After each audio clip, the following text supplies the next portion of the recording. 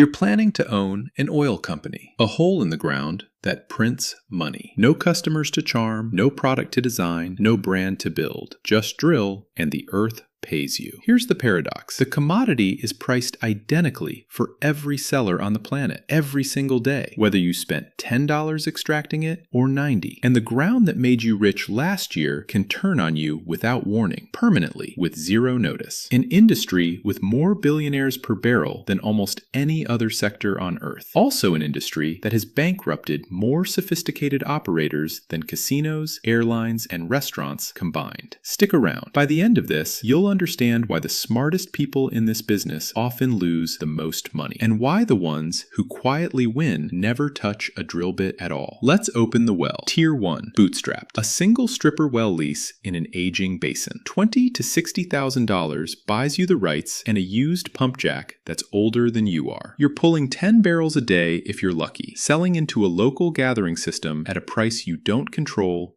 and never will. No hedge book, no safety net. Just you, a pump, and whatever the market decides to pay this week. Tier 2. Regional operator. $2 to $8 million.